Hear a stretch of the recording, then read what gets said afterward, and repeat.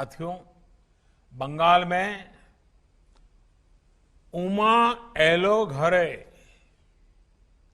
की सनातन परंपरा रही है। दुर्गा पूजा के प्रारंभ में बोधन समारोह में मां का पारंपरिक आह्वान भी इसी परंपरा का विधान है। यहां दुर्गा को अपनी बेटी भी मानते हैं, बेटी की तरह घर में उनका स्वागत करते हैं।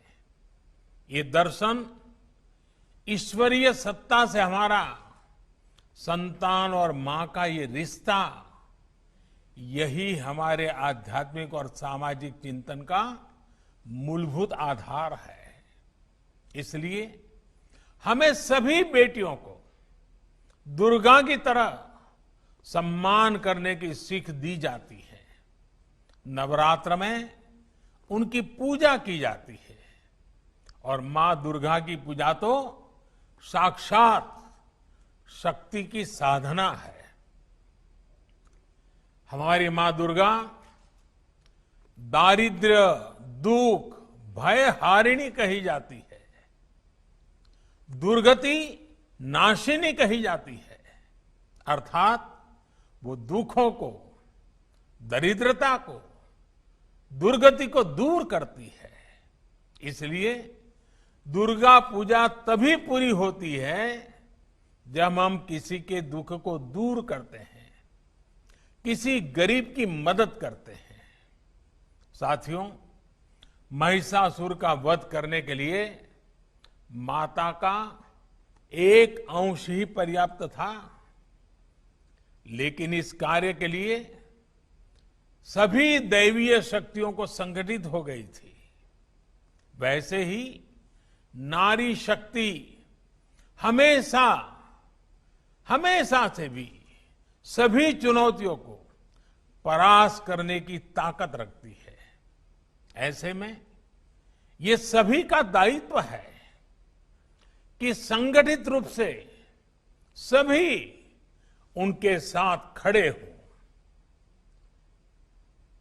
भारतीय जनता पार्टी के विचार यही है, संस्कार यही है और संकल्प भी यही है। इसलिए देश में आज महिलाओं के सशक्तिकरण का भी अभियान तेज गति से जारी है। चाहे जन धन योजना के तहत 22 करोड़ महिलाओं के बैंक खाते खोलना हो, या फिर मुद्रा योजना के तहत करोड़ों महिलाओं को आसान ऋण देना, चाहे बेटी बचाओ बेटी पढ़ाओ अभियान हो, या फिर 3 तलाक के खिलाफ कानून, चाहे गर्भावस्था के दौरान मुफ्त चेकअप की सुविधा हो, या फिर पोषण अभियान, चाहे स्वच्छ भारत के तहत घरों में शौचालय का निर्माण हो, या फिर रसोई में धुएं से आजादी, चाहे नाइट शिफ्ट में काम करने के अधिकार हो, या फिर मैटरनिटी लीव को 12 हफ्ते से बढ़ाकर 26 हफ्ते करना, चाहे गहरी खदानों में भी काम करने की स्वीकृति हो, या फिर सेना में परमानेंट कमीशन, देश की नारी शक्ति को सशक्त करने के लिए निरंतर काम किया जा रहा है। महिलाओं की सुरक्षा को लेकर भी सरकार सजग है।